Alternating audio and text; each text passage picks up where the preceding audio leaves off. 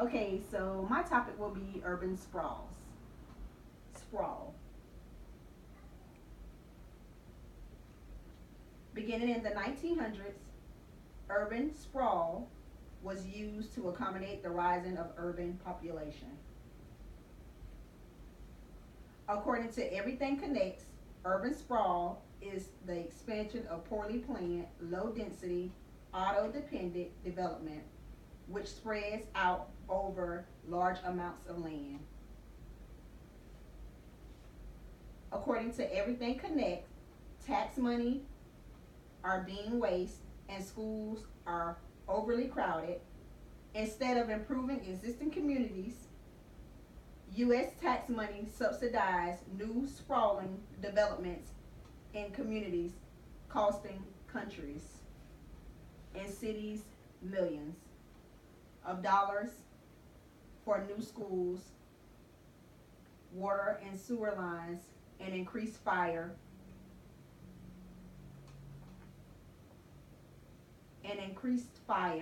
and police protection, which forces higher taxes on existing residents.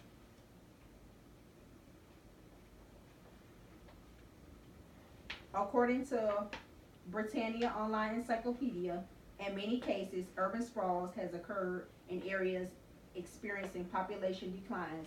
In some areas with rising population experience little urban sprawl.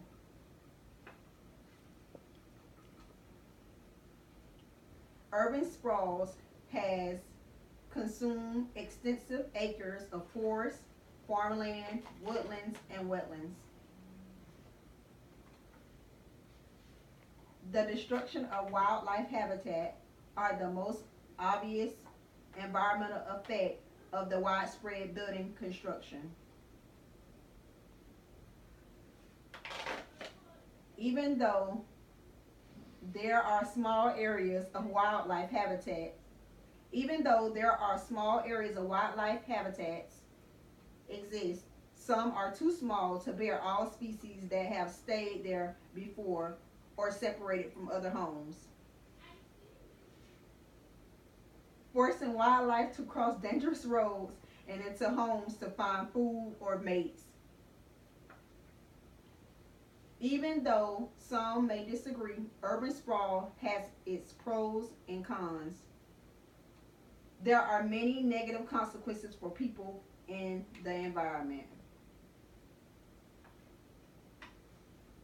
The similarities with land in the cities, suburban land was less expensive, and the homes built on this land afforded space to the owners than in the cities. So basically, city land was higher than suburban land. Increased traffic congestion and traffic accidents as urban areas spread, driving times are longer. People are forced to drive everywhere and are spending more time in their vehicles.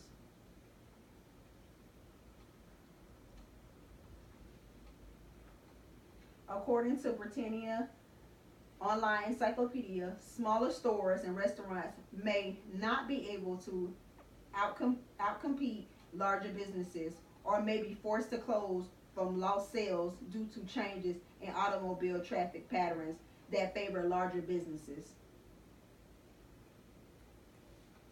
Another effect of urban sprawls are increased air pollution.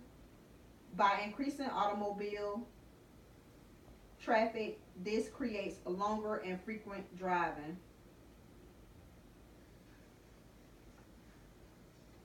According to the Sierra Club, the average American driver spends 443 hours per year, the equivalent of 55 8-hour workdays behind the wheel. Residents of sprawling communities drive 3 to 4 times as much as those living in compact, well-planned areas.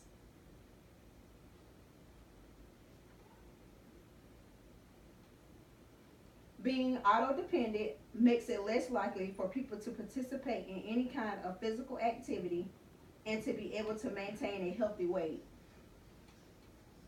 According to Everything Connects, trucks, and buses are the biggest source of cancer causing air pollution, spewing more than 12 billion pounds of toxic chemicals each year.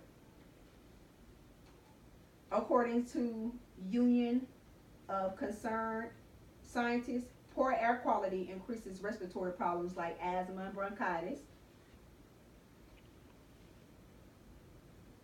A small growth America study compared the county sprawl index to the health characteristics of more than 200,000 people living in the 448 counties, and found that people living in the counties marked by sprawling development are likely to walk and bike ride less, weigh more, drive more, have higher body mass index, and suffer from hypertension, high blood pressure, than people living in less sprawling counties.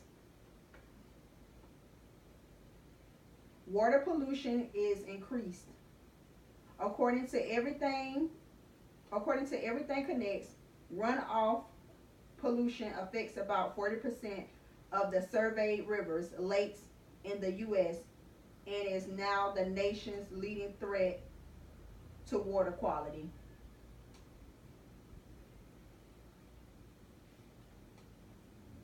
According to urban sprawls and public health, relatively more storm water flows to streams and rivers and is carried downstream. One study found that about 4% of rainfalls on underdeveloped grassland compared with 15% of rainfalls on suburban land was lost as runoff. Increasing risk and damaging from floods is another risk.